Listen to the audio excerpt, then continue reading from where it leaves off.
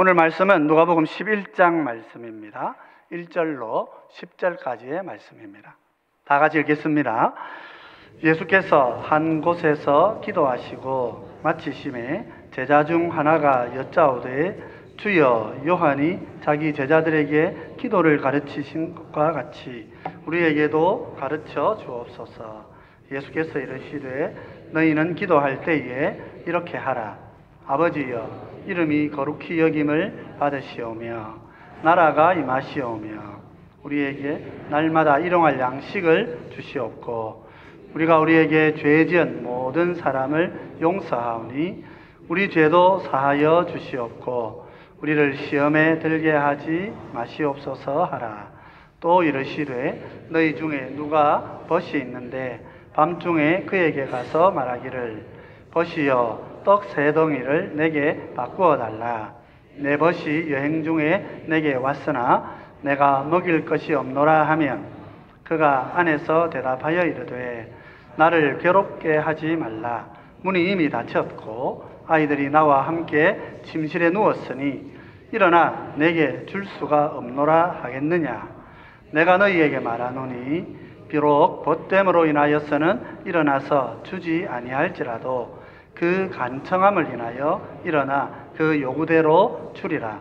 내가 또 너희에게 이르노니 구하라, 그러면 너희에게 주실 것이요 찾으라, 그러면 찾아낼 것이요 문을 두드리라, 그러면 너희에게 열릴 것이니 구하는 이마다 받을 것이요 찾는 이는 찾아낼 것이요 두드리는 이에게는 열릴 것이니라.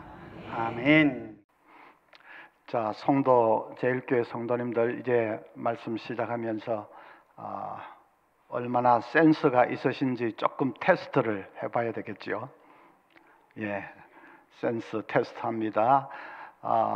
누가 제일 건망증이 심합니까? 1번 건망증. 어떤 사람이 택시를 잡아 타고 아저씨 부산역 갑시다 했습니다. 한 10분쯤 가다가 이분이 아저씨 제가 어디로 가자고 했지요? 기사가 화들짝 놀라서 돌아보면서 아니 당신 언제 탔어? 2번 건망증. 병원에 양쪽 볼에 화상을 입어서 벌겋게 된 사람이 왔습니다. 의사가 아이고 이거 어떡하다가 이렇게 됐어요? 했더니 다리미질을 하고 있는데 전화가 따르릉 와서 수화기를 댄다는 걸 그냥 의사가 아이고 좀 정신을 차리시지, 다른 쪽 볼은 또 왜 그랬어요? 하니까 조금 있다가 또 전화가 와서 또 전화가 와서 또 갖다 댔다는 말입니다.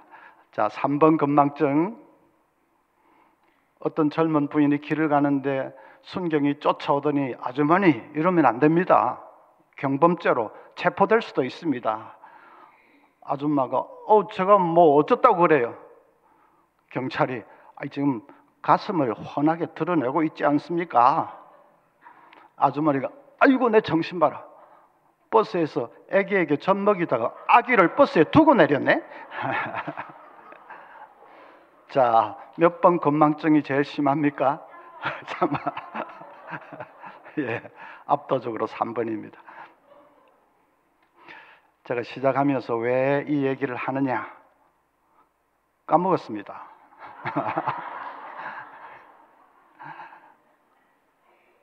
예, 우리 성도제일교회 성도님들 반응도 잘하시고 아주 활발하고 그런 것 같습니다. 이 소통을 잘 하는 것 같습니다. 3일 동안 말씀 잘 들으시고 아멘도 하시고 반응도 잘하시고 그렇게 하시면 더 은혜가 될 줄 압니다. 기도에 대해서 예수님이 비유로 든 말씀이지요. 어떤 사람 집에 밤에 친구가 손님이 찾아왔는데 대접을 해야 되겠는데 집에 아무것도 준비된 것이 없습니다. 할 수 없어서 옆에 사는 친구에게 가서 음식을 좀 얻으려고 문을 두드렸습니다. 그런데 아무리 문을 두드려도 안에서는 기척도 않습니다. 너무 늦은 시간이니까 뭐 당연하죠. 그래도 이 사람은 돌아가지 않고 끈질기게 문을 두드렸다는 것입니다. 그랬더니 마침내 안에서 누구요? 소리가 나고 사람이 깨고, 그래서 음식을 좀 받아와서 손님을 대접을 했다. 친구 관계라는 것으로는 그렇게 두들겨도 어림도 없는 일입니다. 한밤중인데 아무리 친구지만은 아무리 두들겨 봤자 그건 일어나지도 않는데, 그런데 일어나서 음식을 준 것은 하도 끈질기게 두들기기 때문에, 만약에 일어나서 좀 챙겨주지 않으면 돌아가지 않을 태세이기 때문에 할 수 없이 일어나서 음식을 챙겨줬다. 그런 얘기를 쭉 하면서 결론을 예수님이 이렇게 맺습니다. 내가 너희에게 이르노니 구하라 그러면 너희에게 주실 것이요, 찾으라 그러면 찾을 것이요, 문을 두드리라 그러면 너희에게 열릴 것이라. 열심히 구하고 찾고 문을 두드리고 하는 것이 기도라고 말씀하십니다. 그리고 그렇게 기도하면 반드시 응답받는다. 주님이 그렇게 말씀을 하십니다. 자, 이 주님의 말씀에서 우리에게 가르쳐 주시는 기도의 특징이 뭔가, 응답받는 기도, 강력한 기도의 특징이 뭔가 하는 것을 보십시다. 첫째로 기도는 간청하는 것입니다. 음식을 구하기 위해서 친구 집을 찾아가서 문을 두드리는 사람, 어떻게 두드렸을까요? 한밤중이니까 실례가 안 되게 아주 점잖게, 여보게 조금 일어나 보게, 내가 할 말이 있네, 일어나 보게, 아주 부드럽게 그렇게 했을까요? 아니지요. 쾅쾅쾅쾅 두드리면서 여보게 좀 일어나게, 일어나라니까, 고함을 질러댔을 것입니다. 왜 그렇게 무리하게 한밤중에 그렇게, 아무리 친구지만 왜 그럽니까? 어떻게 하든지 그 사람을 깨워서 음식을 좀 얻어내야 하니까요. 그 늦은 밤에 어디 가서 다른 데 가서 음식을 얻겠습니까? 그러니까 예의고 체면이고 무슨 그런 거 다 내려놓고 쾅쾅쾅쾅 하면서 고함을 질러댄 것입니다. 예수님은 그렇게 하는 것이 기도라고 말씀하십니다. 간청하는 것이 기도입니다. 막무가내로 머리를 들이미는 것이 기도입니다.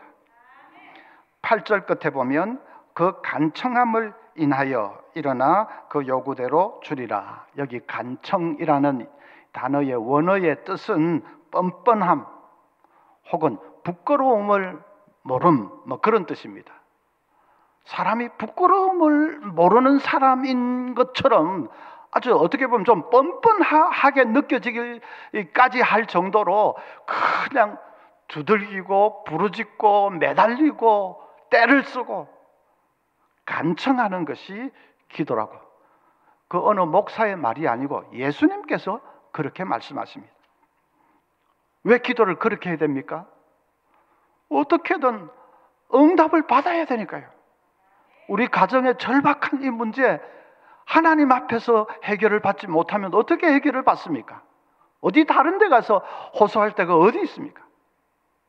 그런데 전능하신 하나님은 얼마든지 우리 기도에 응답해 주실 수 있는 분이십니다. 하나님 해결해 주실 수 있으십니다. 그러니까 간청을 해야 되는 거죠. 어떻게 하든지 하나님 붙들고 진드기처럼 그냥 들어붙고 어떻게 하든지 그냥 끝장을 봐야 되는 것입니다. 그 말은 기도를 할 때는 꼭 고래고래 고함을 질러야 된다, 꼭 그런 뜻은 아닙니다. 어떤 어린아이가 밤에 자기 전에 기도를 하는데, 하나님 새 자전거 하나 사주세요. 지금 자전거는 너무 꼬물이에요. 하나님 새 자전거 사주세요. 엄마가 그냥 달려가가지고, 얘야 하나님이 귀가 먹으셨냐, 왜 그렇게 고함을 질러 했습니다. 아이가 하는 말이, 엄마 저도 알아요. 하지만 할머니는 옆방에 계시잖아요. 그리고 우리 할머니 귀가 좀 어둡잖아요. 그 아이는 지금 누구 들으라고 기도하고 있습니까? 할머니 들으라고. 인간 누구 들으라고 기도하는 것이 아니고 하나님께 기도하는 것이라면 고함을 질러도 좋고 조용히 기도해도 좋습니다. 조용히 기도해도 하나님은 얼마든지 들으십니다. 그런데 조용히 기도하더라도 마음만은 절박하게, 마음만은 정말 간절하게 간청하듯이 그렇게 해야 됩니다. 조용조용히 기도하는데 마음도 뭐 허지부지 무슨 그러면 아니고 마음만은 간절하게 절박하게 간청하면서 기도해야 됩니다. 성경을 보면 우리 믿음의 조상들이 다 그랬습니다. 하나님이 소돔 고모라를 멸하려고 할 때에 이 아브라함이 어떻게 기도했지요? 하나님, 거기에 의인 50명만 있으면 멸하시지 않겠습니까? 하나님이 그러마 하니까 45명만 있으면 멸하지 않겠습니까? 하나님이 또 그러마 하시니까 그러면 40명만 있으면요, 30명만 있으면요, 20명만, 10명만 있으면요, 그냥 하나님이 인간이시라면 정말 짜증이 날 정도로 아브라함이 계속 붙들고 늘어졌지 않습니까? 그럴 때마다 하나님이 그러마 뭐 응답하신 거죠. 야곱은 어떻습니까? 야복강 나루토에서 천사와 씨름을 하면서 창세기 32장 26절에 야곱이 가로되 당신이 내게 축복하지 아니하면 가게 하지 아니하겠나이다. 환도뼈가 위골이 되어서 절뚝절뚝 하면서도 그냥 붙들고 늘어져서 축복해 주지 않으면 못 갑니다. 절대로 못 갑니다. 축복해 주시지 않으면 안 됩니다. 붙들고 늘어졌습니다. 믿음의 조상들이 전부 그랬습니다. 하나님을 끈질기게 붙들고 늘어지고 매달리고 부르짖고 간청하고 그러다가 안 되면 하나님과 설전을 벌이기까지 했습니다. 아브라함 헤첼이라는 유대인 학자는 이렇게 말했습니다. 사랑의 하나님이 때로 냉정하게 나타나실 때 그 모습을 받아들이기를 거부하는 것이 구약에 나타나는 기도의 전형적인 형태다. 선지자들은 결코 하나님의 냉정함을 순순히 받아들이지 않았다. 그냥 고개를 끄덕이면서 당신의 뜻이 이루어지이다 하지 않았다. 그들은 오히려 당신의 뜻이 변경될지어다 라고 하듯이 하나님께 도전했다. 그러면서 헤첼은 덧붙였습니다. 인간은 하나님께라도 절대로 백기투항을 하면 안 된다. 표현이 약간 과격한 표현이 있습니다만은 그 문맥에서 말하고자 하는 말은 분명하지요. 몇 번 기도해 보다가 안 되면 그냥 나자빠지면 안 된다는 말입니다. 이거 뭐 하나님 뜻이 아닌 모양이다 하고 뒤로 물러서면 안 된다는 말입니다. 구약의 신앙의 우리 선배들 또 선지자들은 그렇게 하지 않았습니다. 계속 매달리고 부르짖고 간청하고 하나님 당신 뜻을 좀 변경해서라도 좀 들어주십시오. 뭐 그 정도로 매달리는 것이 기도였다. 그렇게 보면 우리 기도는 너무 얌전한 것이 아닐까. 뭐 응답되면 좋고 안 되면 그만이고 너무 좀 그런 어떤 태도가 아닐까. 인권 운동가 수전 트루스는 경제적으로 한창 어려울 때에 이렇게 기도했습니다. 오 하나님, 당신은 제가 돈이 없다는 것을 아십니다. 당신은 어떤 방법으로든지 저에게 돈을 주실 수 있습니다. 지금 꼭 그렇게 해주세요. 당신이 그렇게 하실 때까지 저는 당신을 조금도 쉬지 못하게 할 거예요. 하나님. 그게 기도입니다. 하나님 응답해 주실 때까지 계속 징징대고 하나님을 쉬지 못하게 하는 것, 붙들고 늘어지는 것. 그것이 어느 무슨 부흥사가 하는 말이 아니고 성경에 나와 있고 예수님이 그렇게 하는 것이 기도라고 말씀하셨습니다. 주병진 씨는 개그계의 신사로 통하는 분이고 사업적으로도 성공한 분입니다. 그런데 뜻밖에도 자기 벤츠 승용차 안에서 무슨 여대생을 성폭행을 했다는 그런 혐의로 검찰에 고소를 당했습니다. 전혀 그런 일을 한 건 아닌데 이 자해 공갈단에게 걸린 겁니다. 그런데 그런 일은 뭐 했든 안 했든 간에 일단 비슷한 소문이 나기 시작하면 기든 아니든 간에 일파만파로 그렇다더라 하고 소문이 퍼지지 않습니까? SNS를 통해 소문이 퍼져나가고 자기 회사 주가가 떨어지고 하니까 너무 다급해서 일단은 좀 뭔가 이 진정을 시켜야 되겠다는 생각에 그에게 합의금을 주고 그 범인들과 말하자면 이 협상을 그렇게 합의금을 주었습니다. 근데 그 합의금이 그냥 발목을 잡았습니다. 법정에서 보기에는 그 죄를 인정한 듯이 그렇게 보여졌습니다. 그뿐 아니라 이 공갈단이 3명인데 서로 어떻게 치밀하게 서로 입을 맞추고 그래 해놨던지 도무지 막 빠져나갈 틈이 없습니다. 결국은 1심에서 유죄 판결을 받고 말았습니다. 그 지경이 되니까 이분이 평생을 무신론자로 불신자로 살아온 분이 이제 두 손 들고 하나님께 돌아왔습니다.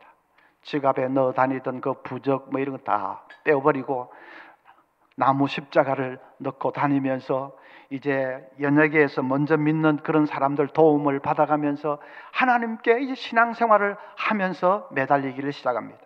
한 번은 지금은 천국에 간 김자옥 씨 집에서 이성미, 박미선, 주병진 또 김자옥 그렇게 4사람이 기도 모임을 가졌습니다. 집에서 열심히 기도하는데 마음이 막 뜨거워지니까 우리 이럴 거 아니라 교회 가서 기도하자. 그래서 늦은 밤에 동부 이촌동의 충신교회로 달려갔습니다. 너무 늦은 시간이라 교회 셔터 문이 내려져 있습니다. 들어가지도 못하고 그 교회 그 철문을 밖에서 붙들고 전부 길가에 서서 거기는 한밤중이라도 그래도 행인들도 있고 차도 다니고 하는 그런 데인데 뭐 아랑곳하지 않고 4명이 그 교회 철문을 붙들고 막 기도를 합니다. 한참 기도하는데 갑자기 옆에서 통곡하는 소리가 들립니다.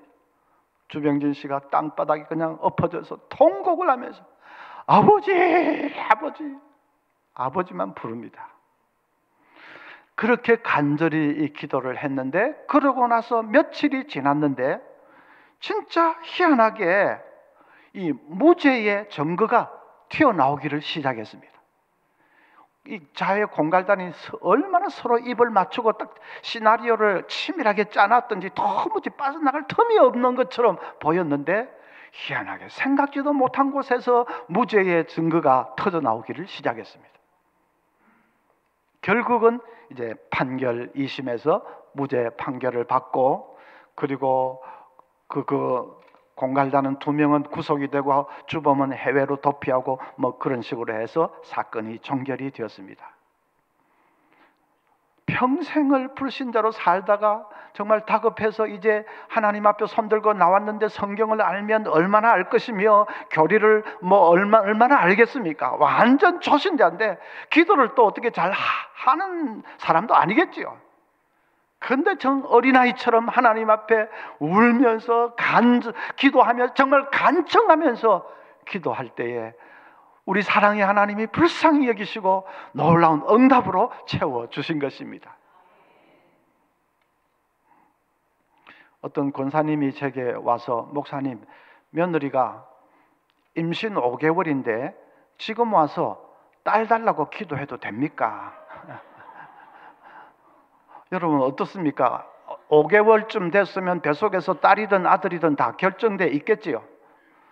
근데 이제 지금 와서 갑자기 기도해야 되겠다 싶은 마음이 생겼는지 그래서 지금 딸 달라고 기도해도 되는지 물어보는데 목사님 지금 그 기도해도 됩니까? 어이구 뭐 임신 5개월이면 다 끝났는데 그런 거는 기도하면 안 돼요. 목사가 그래 말하기는 좀 곤란하고 또 기도하십시오 하면 그것도 기도한다고 뱃속에 있는 아들이 딸로 착 변할 것도 아니고 그 쉬운 질문이 아닙니다. 근데 우리가 그거를 어렵게 생각하는 것은 그 시간을 우리 인간적인 개념으로 생각하기 때문입니다. 하나님께는 우리가 생각하는 그런 시간하고 다른데 우리는 자꾸 인간적으로 우리 생각에는 시간은 과거, 현재, 미래 일직선으로 쫙 흐르지요. 한번 흘러간 과거는 다시는 돌이킬 수 없고 또 미래를 향해서 그 흐릅니다. 딸 달라고 기도하는 것은 현재고 근데 5개월 전에 이미 뱃속에서 딸이든 아들이든 딱 착상이 되어버린 것은 과거입니다. 현재가 과거를 바꿀 수는 없지 않습니까? 현재가 미래에 영향을 미칠 수는 있겠지만은 과거를 바꿀 수는 없지요. 그러니까 이제 이 대답하기가 곤란한 거죠. 그 기도하라고 할 수도 없고, 그럼 또 하지 말라고 할 수도 없고. 그건 시간 개념을 우리 인간적인 생각으로 생각하기 때문이지요. 하나님께는 다릅니다. 하나님께는 과거, 현재, 미래가 그렇게 일직선으로 흐르고 어느 한 곳에 계시면 다른 곳에는 계실 수 없고 그런 게 아닙니다. 하나님은 과거, 현재, 미래를 동시에 보고 계시고 또 동시에 계십니다. 하나님은 시간의 창조자이시지 않습니까? 제가 지금 공간을 이쪽 왼쪽에 계신 분 보고 가운데 계신 분들, 오른쪽에 계신 분들, 저 위층에 계신 분들 다 공간을 이렇게 한눈으로 쫙 볼 수 있듯이 하나님은 시간을 과거, 현재, 미래를 한눈에 보고 계시고 또 동시에 계실 수 있습니다. 초월해서 계실 수 있습니다. 그래서 우리가 딸 주십시오 기도하는 것을 보고 하나님께서는 과거 5개월 전으로 돌아가서 그 기도가 하나님의 뜻이라면 5개월 전으로 돌아가서 딸이 되게 하실 수 있는 것입니다. 기도의 응답으로 하나님 딸이 되게 하실 수 있는 것입니다. 아니, 과거로 돌아가서라는 말 자체가 어폐가 있습니다. 하나님께는 돌아가고 말고도 없습니다. 동시에 계실 수 있습니다. 하나님은 인간이 아니고 신이시고 하나님이시고 시간의 창조주시니까. 그래서 우리가 지금 기도하는 것을 보시고 그게 하나님 뜻이라면 우리 인간의 개념으로 과거로 돌아가서 하나님은 딸을 주시는 것이죠.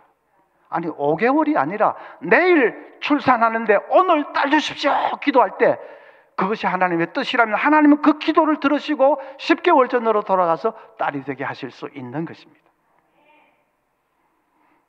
제가 이렇게 설명을 하니까 어떤 그 집사님인지 장로님이 어떤 분이 저기 와서 목사님 그런 식으로 하면 지금 예를 들어 한 5살짜리 남자애가 앞에 있는데 이 아이 딸이 되게 해 주십시오 이러면 그 아이가 눈앞에서 딸로 착 변해야지. 하나님 과거로 돌아가서. 그거는 제 말을 잘 이해를 못한 것입니다. 지금 5살짜리 남자아이가 눈앞에 있는 것은 하나님의 뜻이 이미 드러났습니다. 아들로 분명하게 드러났습니다. 하나님의 뜻이 다 드러나고 결과가 다 됐는데 그거를 바꾸려고 한다는 것은 그건 말이 아니지요. 또 그렇게 기도하는 사람도 없습니다. 뱃속에 5개월 있는 것은 우리가 모르기 때문에 요새 이렇게 뭡니까 초음파 검사를 해보면 알 수 있는지 모르지만은 하여튼 그걸 모르는 상황에서 하나님의 뜻을 모르기 때문에 그럴 때는 우리가 원하는 것을 구할 수 있지 않습니까? 어린아이처럼 우리 원하는 것을 구하라고 하나님 말씀하셨습니다. 그러니까 하나님 딸 주십시오 기도할 수 있는 것이고 하나님은 그 기도를 들으시는 것입니다. 그래서 우리의 이 기도가 전능하신 그 크신 하나님의 귀에 들리고 있다는 그거는 정말 생각하면 너무 놀라운 일이고 너무 흥분되는 일이 아닐 수가 없습니다. 칼빈 선생이 그렇게 말했습니다. 칼빈이 기도를 통해 우리의 목소리가 하나님께 용납된다는 사실보다 우리를 더 흥분시키는 것은 없다. 우리 소리가 하나님께 들리고 있다는 것, 그건 정말 생각만 해도 그 하나님이 어떤 하나님입니까? 너무나도 크고 전능하신 하나님인데 내 목소리가 그분에게 들리고 있다 하는 것은 너무나도 놀라운 일이 아닐 수가 없습니다. 어떤 무신론자가 영국의 윌리엄 템플 대주교에게 시비를 걸었습니다. 기도하면 응답이 된다고요? 그건 응답이 아니라 우연의 일치지요. 대주교가 이렇게 대답을 했습니다. 당신처럼 그렇게 생각할 수도 있겠지요. 그러나 분명한 것은 기도하면 당신이 말하는 그 우연한 일들이 자꾸 일어난다는 사실입니다. 기도하지 않으면 아무 일도 일어나지 않지만요. 그래 기도의 응답이 아니고 그건 우연의 일치로 된 거다 그렇게 말할 수 있겠지. 당신은 무신론자니까. 그런데 희한한 것은 기도하면 그 우연이라는 것이 자꾸만 일어난다는 거예요. 희한하게 기도 안 하면 아무 일도 일어나지 않지만 그 우연이 아니지요. 하나님의 응답이지요. 그래서 여러분 간청하면서 기도하시기를 바랍니다. 우리 기도가 헛되지 않습니다. 하나님의 귀에 쟁쟁하게 울려 퍼지고 있습니다. 시간을 초월해서 하나님 응답하십니다. 간청하십시오. 둘째로는 기도는 인내하는 것입니다. 친구 집에 찾아가서 음식을 좀 얻으려고 문을 두드린 사람, 아무리 두드려도 안에는 미동도 없습니다. 그럴 수밖에 없죠. 너무 늦은 시간이니까. 한참 두드리다가 아마 순간적으로 낙심이 됐을 겁니다. 그래, 내가 이거 무리야. 지금이 몇 시인데 내가 무리야 하고 아이고 그만두자. 돌아설 마음이 꿀떡같이 일어났을 것입니다. 그래도 돌아서면 어떻게 합니까? 손님은 기다리고 있고 어디 가서 다른 데 가서 어떻게? 그러니까 좀 낙심이 들고 포기하고 싶고 했지만 그래도 한 번 더 두드려 보자. 오늘 설교 제목 뭐지요? 시작. 한 번 더 두드려 보라. 다 그만두고 싶고 그냥 포기하고 싶고 할 때 한 번 더 두드려 보라. 한 번 더 두드렸습니다. 안에서 불이 착 켜지면서 누구요? 하는 소리가 들려옵니다. 이제 살았습니다. 기도할 때 꼭 그렇습니다. 아무리 기도해도 하늘의 창문은 그저 불 꺼진 창처럼 캄캄하고 하나님이 들으시는지 안 들으시는지 미동도 없는 것 같고 그래서 그냥 낙심이 됩니다. 그래, 내가 기도한다는 것 자체가 사실 우리 가정의 이 문제는 정말 너무 어려운 문제인데 하나님이라고 진짜 별 수가 있겠냐? 내가 너무 무리한 것을 요구하는 거야. 그런 비슷한 마음이 들고 그냥 낙심이 되고 힘이 빠지고 그때 여러분 오늘 말씀을 꼭 기억하시기를 바랍니다. 한 번 더 두드려 보라. 한 번 더 두드리는데 기적이 일어날 줄 누가 합니까? 아마 이 한국 사람들처럼 좀 인내심 없는 사람도 세계에 별로 없을 겁니다. 우린 너무 참 인내심이 없죠. 저 동남아에 여행을 가보면 장사꾼들이 딱 한국 사람인 거 알고는 놀립니다. 빨리빨리 하면서 놀립니다. 우리가 정말 빨리 그렇게 설쳐대가지고 이 한강의 기적을 이루어낸 것인 줄도 모르고 그냥 놀리는데 어쨌든 좀 우리가 인내심이 없는 것은 사실입니다. 어떤 사람이 이렇게 기도했습니다. 하나님 아버지, 제가 인내심이 너무 부족합니다. 저에게 인내심을 주시옵소서. 지금 당장 주시옵소서. 인내심 달라고 하면서 지금 당장 달라. 이런 의문이 드는 분도 계실 겁니다. 하나님이 좀 빨리 응답해 주시면 안 되나? 왜 질질 끄시면서 우리한테는 인내로 기도하라고 말씀만 그렇게 하시고 좀 빨리 응답해 주면 어디가 덧나나? 맞아. 반응이 너무 좋네. 예. 자, 그런 의문이 드실 때가 있는데 계시록 다니엘 10장을 보면 다니엘이 큰 꿈에 아주 환상을 봤습니다. 아주 놀라운 환상을 봤는데 그 환상의 의미가 뭔지를 잘 알 수가 없어서 답답한 마음에 하나님께 그 의미를 알게 해달라고 기도를 했습니다. 그러네 3주나 기도를 했는데도 아무 응답이 없습니다. 다니엘이 이럴 때가 없었는데 마음이 무겁고 답답했습니다. 3주 지나서 온몸에 빛이 나는 천사가 다니엘 앞에 나타났습니다. 그리고 하는 말이 다니엘이 3주 전에 기도할 때에 벌써 응답해 주려고 자기가 이제 하나님 명을 받아서 길을 나섰는데 도중에 바사국 왕이 막았다는 것입니다. 바사국 왕은 사탄의 세력을 가리킵니다. 그래서 그 씨름하고 싸우고 하면서 시간이 지체되었는데 마침내 천사장 미가엘이 나타나서 도와주어서 그래서 바사국 왕 세력을 물리치고 이제 오게 되었다고 하면서 다니엘이 기도한 그대로 그 환상의 의미를 설명을 해 주었습니다.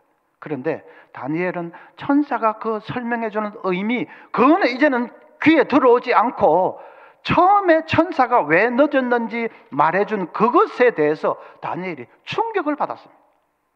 자기는 어떤 의미에서 좀 무심코 기도했는데 자기 기도 때문에 천상에서는 복잡한 일이 벌어지고 있었던 것입니다.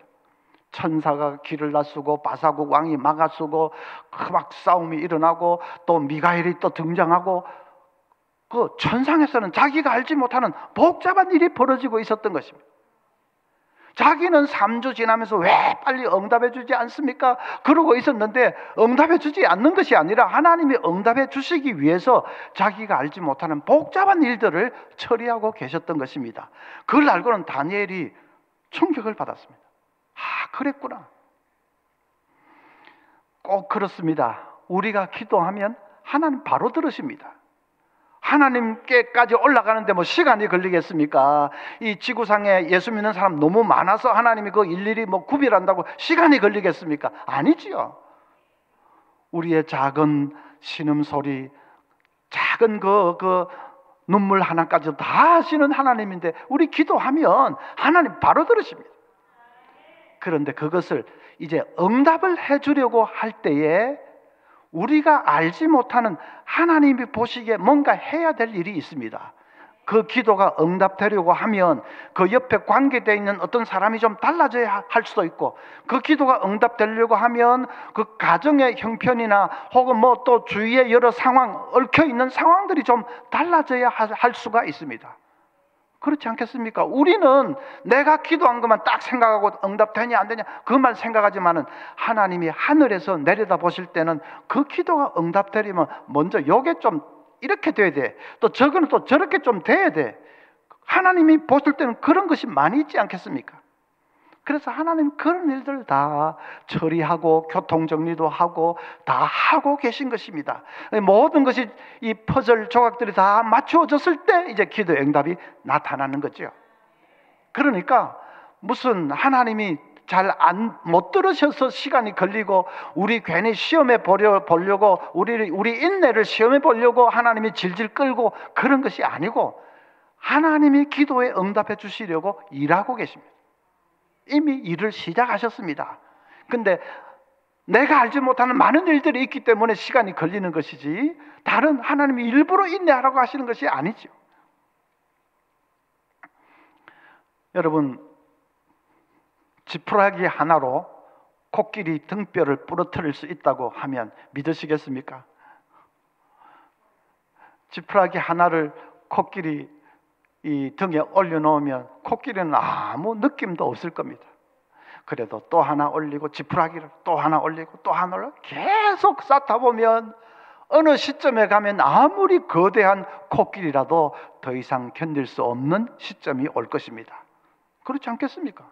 계속 싸우면 더 이상 견딜 수 없는 시점이 딱 올 때 그때 지푸라기 하나를 더 올리면 코끼리가 풀썩 등뼈가 꺾여지면서 풀썩 주저앉습니다. 그 지푸라기 하나로 코끼리, 사실은 하나는 아니지만 그래도 하여튼 코끼리 등뼈를 꺾을 수 있는 거죠. 코끼리가 더 이상 견딜 수 없는 시점, 그때를 임계점이라고 합니다. 임계점에 도달하면 지푸라기 하나 더 올리는데 거대한 코끼리 등뼈가 꺾어지면서 풀썩 주저앉습니다. 우리 삶에도 임계점이 있습니다. 해리포터를 쓴 영국의 조앤 롤링은 그 책을 써서 영국 여왕보다도 더 부자가 됐습니다. 그런데 그 책의 출판이 순조롭게 된 게 아니고 12번이나 출판사에서 그냥 거절을 당했습니다. 뭐 거절을 당할 수밖에 없죠. 갓난아이 이 유모차에 태우고 이렇게 끌고 와서 어떤 무명의 아줌마가 이 책 좀 내주겠느냐고 원고 뭉치를 내미는데 어느 출판사가 그거 받아들고 예스 하고 당장에 책을 내겠습니까? 무명의 아줌마가 데리고 와서 이렇게 이 원고를 내미는데 출판사들 전부 노 빠꾸를 다시 12군데에서 다 거절을 당했습니다. 13번째 갔는데 거기서는 무슨 생각을 했는지 오케이 해줬고, 그래 책이 나왔는데 대박 중에 대박이 터진 거지.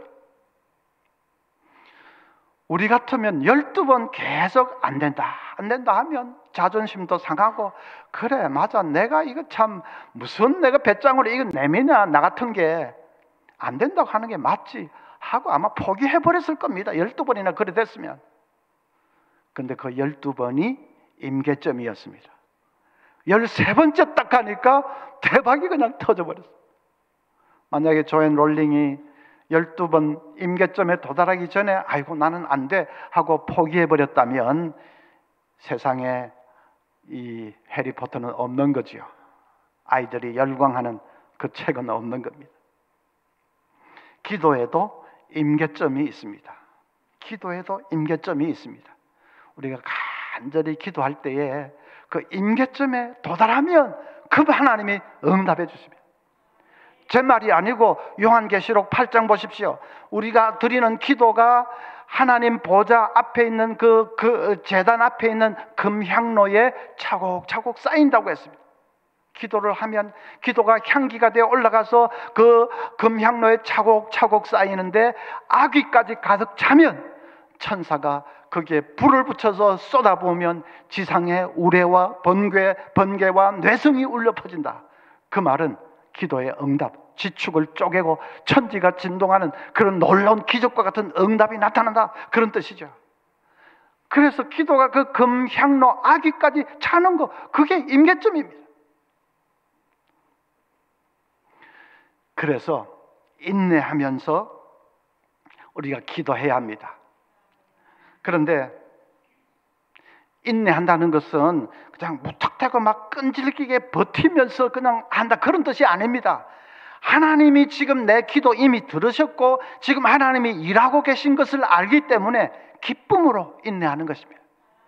인내를 해도 무작정 버티는 것이 아니라 기쁨으로 인내하는 것입니다. 분명한 것은 그렇게 임계점 잘 모르지만은 하여튼 그 하나님의 타이밍이 있다는 거 믿고 계속 기도하면 응답이 나타날 때는 순식간에 나타납니다. 나타날 때는 순식간에 나타납니다. 여러분도 아마 그런 경험 평생 예수 믿으면서 많이 있으실 겁니다. 그렇게도 안 되던 사업이 어느 날 갑자기 거짓말처럼 확 어디에 길이 난다더라 하면서 확 나라 정책이 달라졌다더라. 어쩌다 생각도 못하게 사업이 갑자기 확 피입니다. 평생 예수 안 믿던 남편이 갑자기 다음 일요일부터 교회 갈게, 갑자기 나타날 때는 그 응답이 갑자기 나타납니다. 자녀들 결혼을 못 시켜서 애를 태우시는 분들이 계시겠죠. 그런데 응답이 나타날 때는 끝까지 인내로 그렇게 기도하다 보면 응답이 나타날 때는 갑자기 나타납니다. 그냥 딸이 엄마 나 남자 생겼어, 갑자기. 그 할렐루야는 아주 진심이시네요. 제가 아는 목사님, 좀 오래전 일인데 그 목사님 부산노에 속해 계셨던 목사님, 그 집 딸이 아마 40이 그때 넘었을 겁니다. 지금은 뭐 그 정도도 많지만 그 당시로는 딸이 40 넘으면 거의 이제 포기한 상태죠. 목사님 댁도 참 안타깝지만 그랬는데 어떤 미국 청년이 배낭 하나 메고 세계 일주 이 무전 여행을 다니다가 이 부산역에 딱 떨어졌습니다. 그때는 핸드폰도 없고 하던 시절이니까 공중전화 부스로 가서 그 옐로우 페이지 책을 아무렇게나 막 뒤지다가 아무 때나 찝어서 딱 전화를 했는데 그게 그 목사님 댁이었습니다. 그 집 딸이 딱 전화를 받았습니다. 미국 청년에 내가 이 무전여행 다니다가 부산역에 왔는데 여기 뭐 아무 아는 사람도 없고 아는 데도 없고 해서 미안하지만 무턱대고 전화를 걸었다고. 그 딸이 그러면 제가 마침 한 사흘쯤 시간이 있는데 그래서 안내를 해드리겠다. 그래서 사흘 같이 돌아다니다가 눈이 딱 맞아가지고 그냥 결혼한 거 아닙니까? 40 넘은 딸이. 제가 작년 여름에 미국의 알칸사 리틀락에 우리 교단 교회가 있습니다. 그 교회에서 이제 부흥회를 인도하면서 제가 이 얘기를 했습니다. 예배 다 마치고 나니까 그 담임 목사님, 전 목사님 저기 오더니, 목사님 아까 말씀하신 그 목사님 댁이라는 그기가 혹시 성이 조씨가 아닙니까? 맞다 했더니, 아이고 그 딸 그 집이 여기서 한 1시간 정도밖에 안 떨어진 곳에서 살고 있습니다. 지금 잘 살고 있습니다. 당연히 잘 살지요. 하나님이 맺어준 짝인데. 그런데 세상이 진짜 좁습니다. 어떻게 미국에서 거기서 살고 있다고 하는지 정말 그건 생각도 못한 일인데. 근데 그래서 여러분 뭐 너무 지금 자녀들 나이가 많이 됐다고 걱정하지 마시고, 뭐 이 사위는 딱 한 명만 있으면 되는 거 아닙니까? 여러 명 필요한 것도 아니고 그냥 한 명만 있으면 되는 거니까 그 한 명 때가 되면 하나님 주실 겁니다. 계속 기도하십시오. 저도 39살 된 딸을 작년에 이제 시집 보냈는데 계속 기도하십시오. 하나님이 때가 되면 탁 주실 겁니다. 근데 미국 청년한테서 전화 올 수는 있으니까 영어는 조금 해놓도록. 네.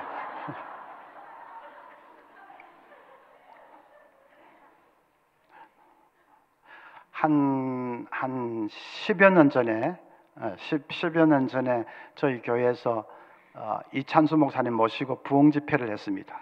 둘째 날인데 저녁 집회를 앞두고 식사하면서 갑자기 이 목사님 저에게, 한 목사님 교회 오신 지 몇 년쯤 되셨습니까?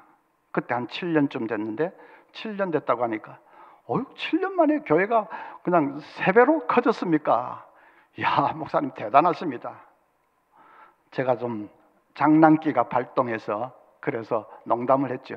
아닌 게 아니라 그래서 내가 그동안 어깨에 힘이 좀 들어가고 했는데 나 이 목사님 때문에 약고가 팍 죽었습니다. 목사님은 지금 뭐 10년이 그때 안 돼. 목사님 몇 년 만에 지금 2만 명이라고 하니까 목사님 때문에 내가 약고가 팍 죽었습니다.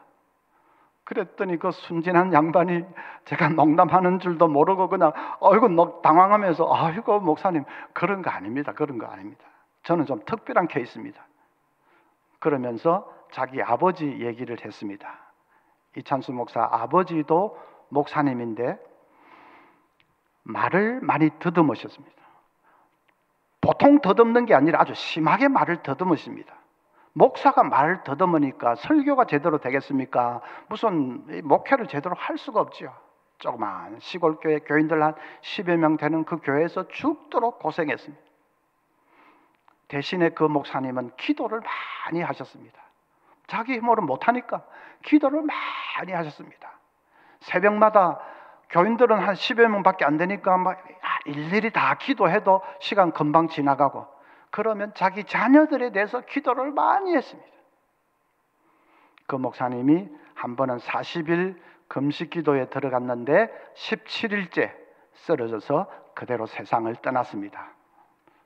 그래서 이찬수 목사 그 얘기를 하면서 아버지가 정말 목숨을 바쳐서 우리를 위해서 기도해 주셨습니다.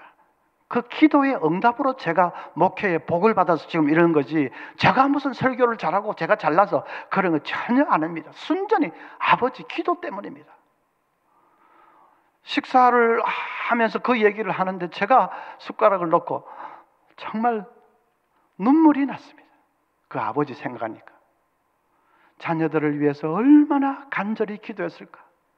정말 자기는 어찌 할 수가 없고 그저 하나님, 내 자식들을 하나님이 붙들어 달라고, 이 못난 아비 대신에 하나님께서 이 자녀들을 책임져 달라고 얼마나 기도했겠습니까? 생명을 바쳐버렸습니다. 그날 저녁에 그 이 목사님이 설교하면서 그 얘기를 또 그대로 하십니다. 여러분, 인내로 기도한다. 언제까지 인내로? 임계점이라고 했지만은 응답은 내 자식 때에 나타날 수도 있습니다. 내 자식의 자식 때에 나타날 때도 있습니다. 하나님을 사랑하고 그 계명을 지키는 자는 천대까지 은혜를 베푸느니라 했으니까 자식의 자식 때에 나타날 수도 있습니다. 그러니까 뭐 언제까지 기도하라, 언제까지라는 게 없지요. 하나님 역사해 주실 때까지. 그러면 하나님의 타이밍이 되면 하나님이 여러 처리할 일들 다 하시고 나면 반드시 응답해 주실 것을 여러분 믿으시기를 바랍니다. 또 응답이 나타날 때는 순식간에 나타나는 거, 그거 믿으시기를 바랍니다. 자, 그러면 이제 한 가지 이제 문제가 남았습니다. 여러분 말씀을 들으면서 정말 기도 좀 해야 되겠다, 그런 생각은 다 하실 겁니다. 예, 지금 다 마음 열고 하나님 말씀을 듣는데 다 그러시겠죠. 좀 내가 기도에 힘을 좀 내야 되겠다, 그런 생각은 다 하시는데 중요한 것은 생각만 한다고 기도가 되는 것이 아닙니다. 기도 좀 이제 해봐야지 하고 결심한다고 해서 저절로 이제 그 다음부터 기도가 잘 되는 것은 아닙니다. 훈련이 돼야 됩니다. 훈련이. 아주 오래전에 제가 대학생 때, 그것도 대학교 2학년 때인 것 같습니다. 그때는 뭐 너무 어려워서 제가 아르바이트를 해서 이제 학교 겨우 다니는데 남의 집에 입주해서 가정교사를 했습니다.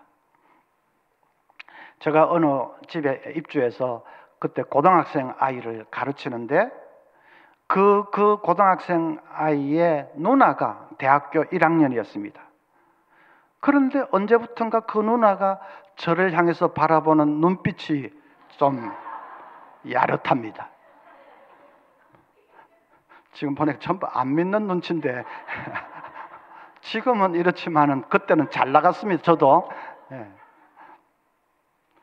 그러더니 어느 날은 이번 토요일 날 태릉 배밭에 자전거 타러 가지 않겠느냐고 얘기를 합니다. 속으로 드디어 올 것이 왔구나. 완전히 노골적인 데이트 신청이죠.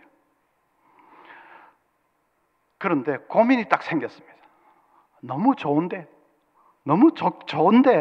고민이, 제가 자전거를 탈 줄 몰랐습니다. 자전거 타본 일이 있어야지. 그래서 자전거 타러, 그때 뭐 대학생들 그 태릉 배밭에 자전거 데이트 뭐 많이 하고 그랬죠. 이걸 어떻게 하나 고민을 하다가 그냥 똥배짱이 발동을 해서 좋다, 가보자. 제가 속으로 그랬습니다. 까짓거 뭐 자전거 못 타지만은 그래도 못 타겠냐, 내가 자빠지려고 하면 더 빨리 확 저으면 되지 뭐. 또 내가 운동신경이 없는 것도 아니고. 그래서 이제 아가씨에게 그렇게 가겠다고 했습니다. 5월에 눈부신 어느 봄날, 백꽃이 흩날리는 그런 봄날 태릉에 자전거 데이트를 갔습니다. 자전거를 탔지요. 어떻게 됐겠습니까? 에? 넘어졌다고 하고 웃고 이런 사람은 남의 불행을 기뻐하는 이리 자빠지고 저리 자빠지고 이리 처박히고 개골창에 처박히고 막 진짜 인간으로서는 못할 짓을 다 했습니다. 그게 안 되더라고요. 마음은 막 꿀떡같이요. 타고 싶은 의지는 뭐 100%지요. 꼭 타야지. 그것도 뭐 보는 앞에서 폼나게 타고 싶은 마음은 진짜 꿀떡같이요. 그런데 아무리 마음이 간절하고 뭐 그냥 타고 싶은 의지는 그냥 충만하고 해도 안 됩니다. 왜 안 됩니까? 평소에 훈련이 안 돼 있으니까. 평소에 못하니까. 평소에 못하면 중요한 때에도 못합니다. 아무리 생각만 한다고 해서 되는 게 아닙니다. 훈련이 돼 있어요. 기도도 마찬가지입니다. 기도 좀 해야지. 그렇게 아무리 결심하고 아무리 뭐 생각하고 해도 훈련이 안 돼 있으면 새벽 기도 훈련은 새벽 기도지요. 새벽에 나와서 늘 기도하는 그 훈련이 안 돼 있으면 다음에 가정에 막 급박한 문제가 생겨서 기도하려고 해도 기도가 안 나옵니다. 요즘 그 초보 운전 스티커가 옛날에 뭐 왕초보하고 그 다음에 뿅아리 그려놓고 한 거는 그건 옛날 말이고 요즘 아주 재밌게 다양하게 그려 돼 있습니다. 제가 보니까 3시간 동안 직진만 했어요. 그런 것도 있고 또 뭐더라, 저도 제가 무서워요. 막. 또 영화 대사처럼 전 이미 걸렀어요. 먼저 가세요. 그럼 제가 본 것 중에 제일 압권은 이거였습니다. 약간 길지는 몰라도 이거였습니다. 답답하시지요? 저는 환장하겠습니다. 그걸 보는 순간에 앞에서 막 빌빌대도 그냥 빵빵 이래 못하겠더라고. 자기는 진짜 마음대로 안 되고 자기는 진짜로 환장하고 싶을 거야. 자기 뭐 운전을 못하고 못하고 싶어서 못하냐. 하지만은 이게 겁이 나고 쳐보니까 안 되는 걸 어떻게 해. 자기는 진짜 환장하고 싶을 거야. 그 생각을 하니까 뒤에서 재촉을 못하겠더라고. 마찬가지입니다. 우리 교역자들이 딱 보면 어느 집사는 지금 가정에 큰 문제가 생겨가지고 그냥 아주 지금 가정이 막 깨진다 만다 하는데 그러면 답답하지요.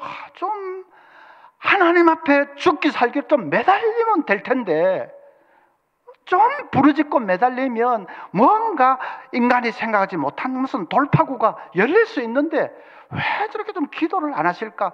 교역자들이 딱 보면 답답합니다. 그런데 본인은 환장하고 싶을 겁니다. 본인도 기도해야 되겠다는 생각을 왜 안 하겠습니까?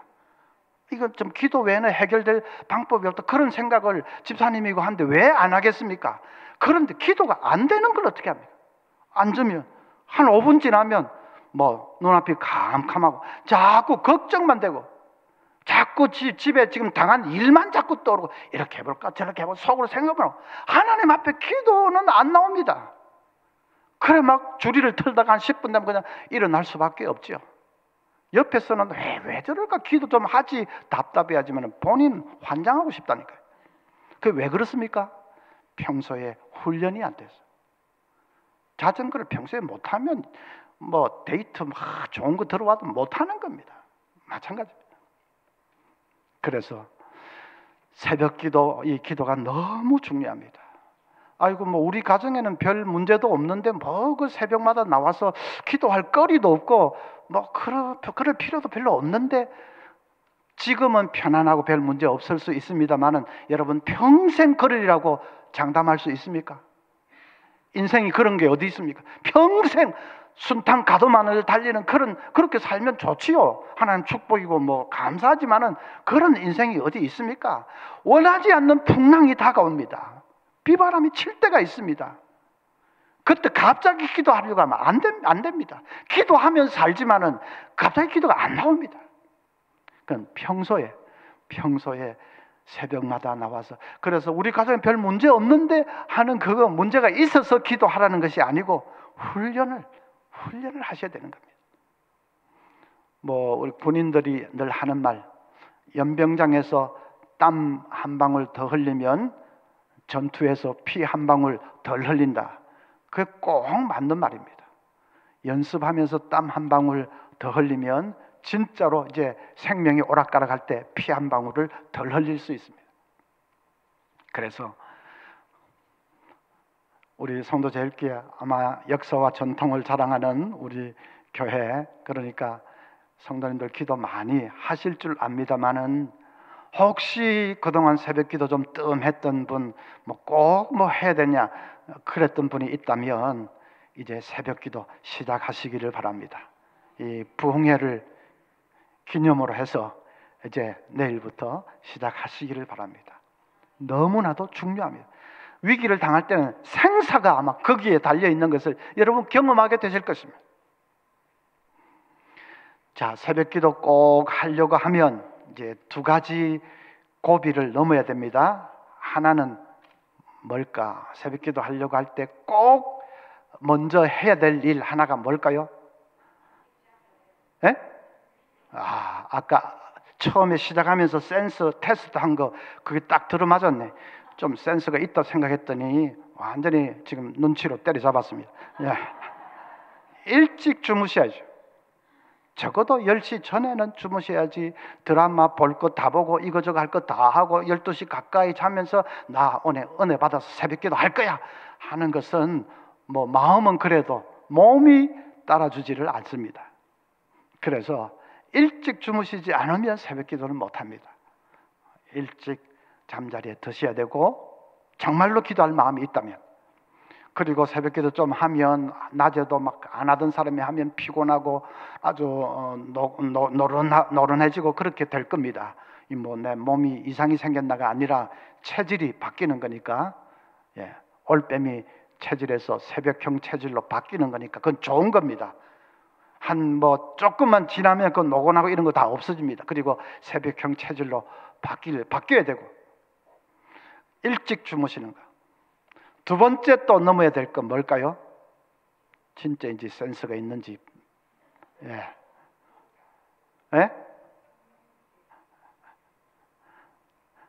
잘 모르겠으면 그냥 우물우물 하는 것도 괜찮은 작전입니다. 알람. 맞아, 목사님 말씀 맞아. 해야지, 새벽기도 해야지. 근데 지금 2월 말이니까 3월부터 삼박하게 딱 시작한 3월 1일부터 좋아! 그러면 100% 실패합니다.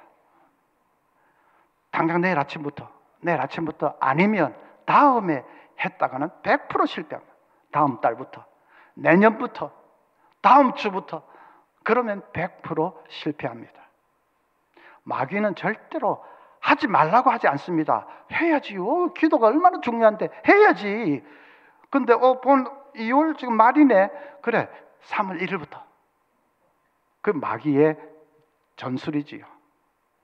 마귀 중에서 제일 간교한 마귀가 다음 마귀입니다. 다음 마귀에 걸려가지고 자빠져서 그냥 그렇게 한 사람들이, 실패한 사람들이 얼마나 많은지 모릅니다. 여러분, 다음에 하지 마시고 내일부터입니다. 내일은 우리 부흥회니까 설마 양심이 있다면 다 나오시겠지.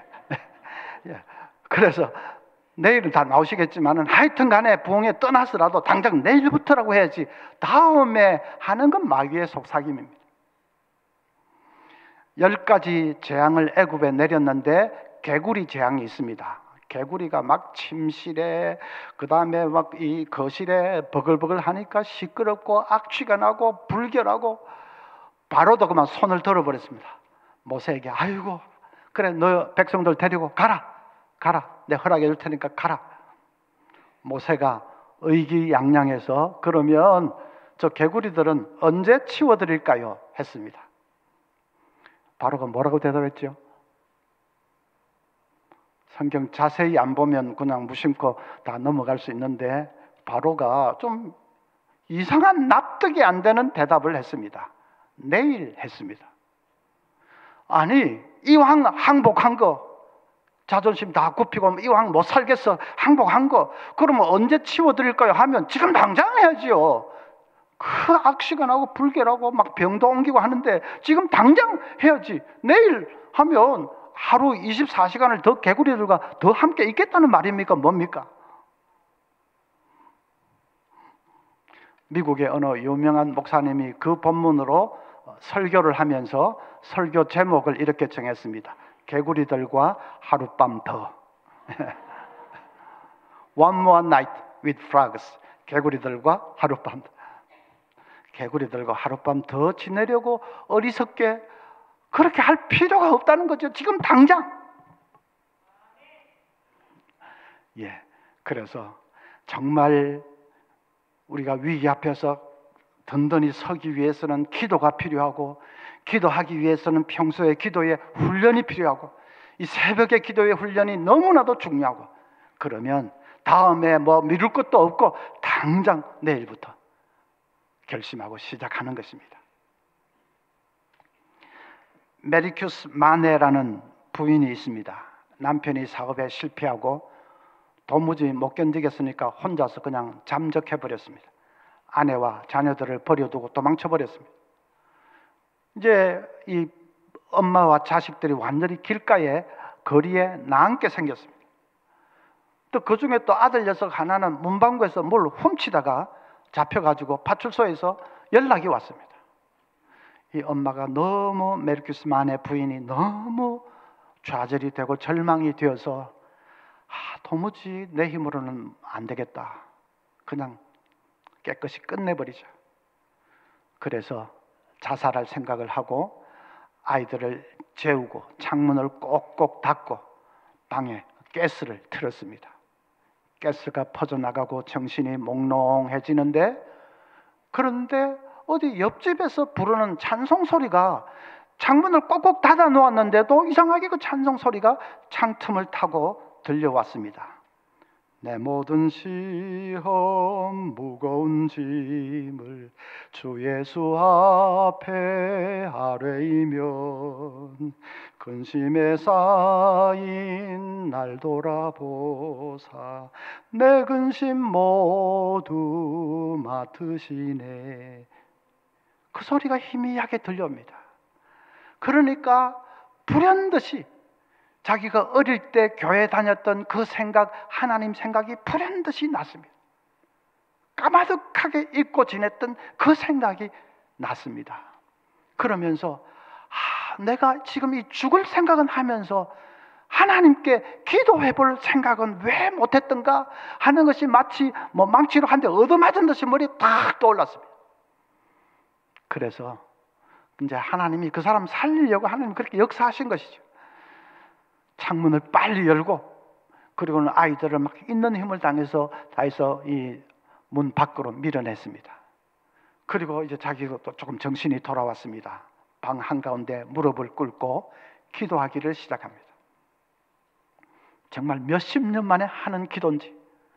그런데 우리 기도에는 격식이나 유창한 말이나 그런 게 중요하지 않지 않습니까? 중심을 하나님 보시지 않습니까? 정말 하나님 앞에 살려달라고, 무엇보다도 하나님을 뭘 떠나서 산 그 삶의 회개가 그냥 눈물 범벅이 돼서 쏟아졌어요. 그래서 울면서 하나님 앞에 정말 잘못했다고 회개하면서 이 살려달라고 그렇게 한 시간이 지났는지 간절히 기도하는데 마음 한구석에서 이런 생각이 들기 시작합니다. 이상하게 한번 밑바닥부터 죽었다고 생각하고 한번 다시 시작해보자 하는 용기가 마음 한구석에서 살살살살 피어나기 시작합니다. 그게 응답이죠. 완전히 죽으려고 가스 틀어놓았던 사람이 한번 다시 시작해보자는 용기가 이상하게 솟아나는 그게 응답이지요.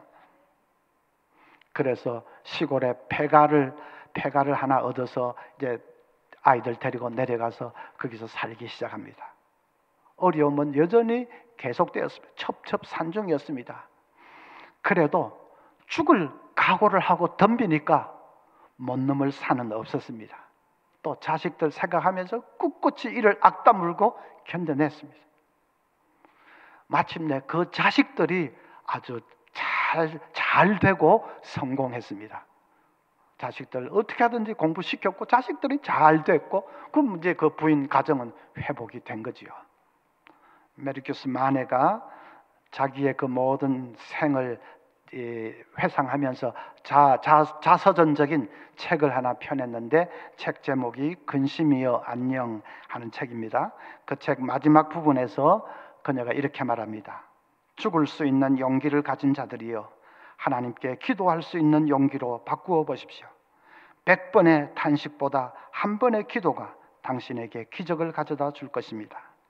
100번의 절망보다 한 번의 믿음이 당신의 운명을 바꾸어 줄 것입니다.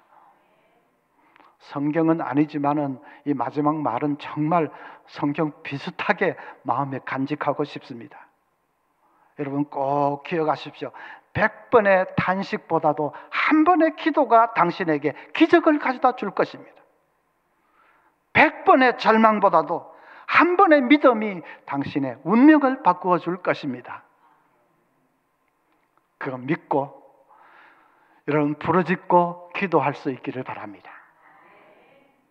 우리 성도 제일교회는 기도의 자산이 풍성하고 넉넉한 교회가 되었으면 좋겠습니다. 교회의 자산이라는 것은 어디 옆에 땅을 많이 가지고 있다 그게 아니고, 교회에 유력한 교인들이 많이 있다, 재산가가 많이 있다, 그게 교회의 자산이 아니고, 교회의 자산은 기도입니다. 초대 예루살렘 교회가 땅이 많았습니까? 건물이 좋았습니까? 유력한 사람이 많았습니까? 아무것도 없었지만은 부르짖고 기도할 때 오순절 성령 충만이 임했고 거기서 온 이 세상을 바꾸어 놓는 그런 복음의 역사가 시작되었지 않습니까? 교회의 자산은 기도입니다. 성도제일교회가 기도의 자산이 넉넉한 교회, 강력한 교회가 될 수 있기를 간절히 소원합니다. 여러분 모두에게 기도의 뜨거운 불길이 일어나서 여러분 가정을 바꾸고 정말 100번 탄식해봤자 뭐합니까? 100번 절망해봤자 뭐합니까? 더 절망의 늪으로 빠져들 뿐입니다. 한 번에 부르짖는 기도가 여러분의 삶에 기적을 가져주고 여러분의 운명을 바꿀 것을 믿습니다. 기도의 능력이 살아있는 그런 교회 되기를 간절히 소원합니다.